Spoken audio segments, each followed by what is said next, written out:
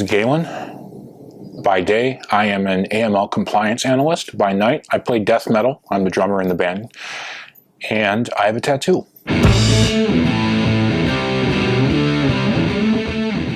How old were you when you got the tattoo, and what made you decide to get it? I was 26 or 27. What made me decide to get it, I'd wanted it for a while, but I was in college and other stuff had gone on, and I never actually got around to doing it until sometime in the past couple of years. And what made me decide to get it was I wanted to have, I guess, a reminder of where I've been and what I've done.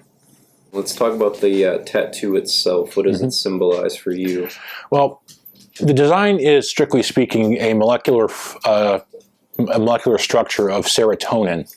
I have several mental disorders, including obsessive-compulsive disorder and dysthymia and anxiety, that all have as a root cause issues with serotonin production or management.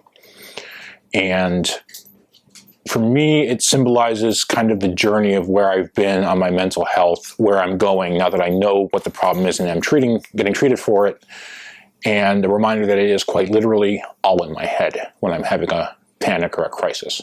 So I've always been high-strung, but it really it really started becoming a major issue when I was in college. I think that the stressor that really sent me over the edge was my grandmother dying and me not being able to go there because of lack of funds.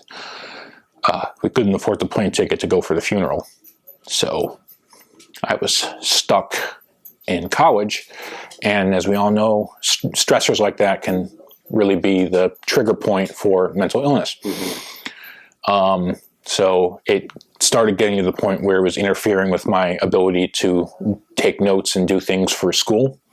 I remember I once spent a good 10 minutes looking at a receipt on the ground outside of a CVS and debating whether or not it was sin that would damn me to hell if I left it there, even though it wasn't my receipt. May have joined a cult at one point. I don't want to talk about that. But,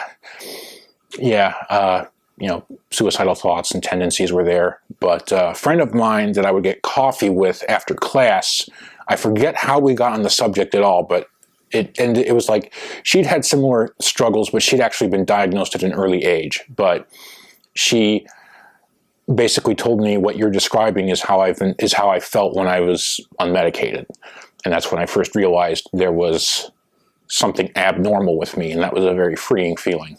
So I went in, and I've seen several different practitioners because I went to college in Oklahoma, and now I'm here. And I think it's been very positive. I can function now. I'm living a semi-normal life, which is probably the best I can hope for. But the tattoo was supposed to be kind of symbolic of that, of the entire struggle that I've gone through. And like I said, it's partially there as a reminder of, like I said, it's literally all in my head because it's serotonin mismanagement. And it's something I can look at to say, hey, be proud that you've made it this far. This is where you're going. You know what the problem is now. And if I'm having a crisis, I can look at it and I can say, this is all it is. It's also the reason I got it on my left shoulder, because in the Bible, the left hand, God's left hand is, if I remember correctly, it's associated with like punishment and judgment as opposed to the right hand, which is deliverance.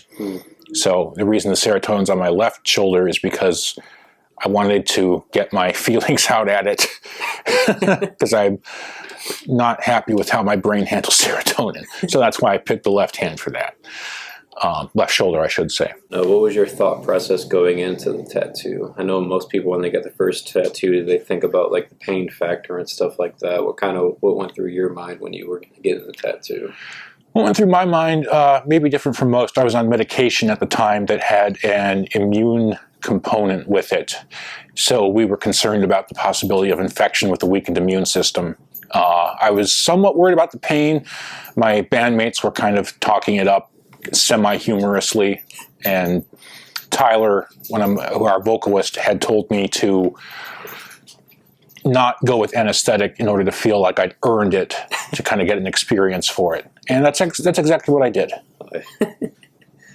And where'd you go, if you don't mind me asking?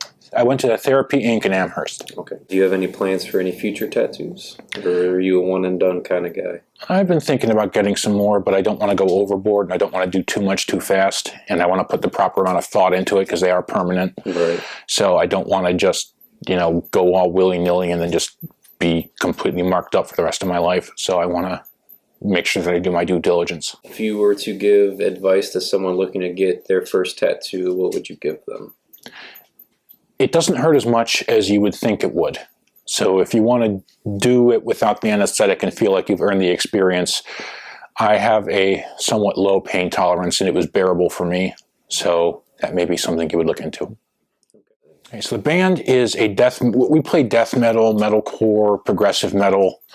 It's called Amniote, A-M-N-I-O-T-E. We're currently working on releasing an album. We're in the writing and recording stage of that. I play the drums. Currently we're a 4-piece. I'm on the drums, Tyler's on vocals, Cole's the guitarist, and Mongo is on bass. So check us out. Have a good day and God bless.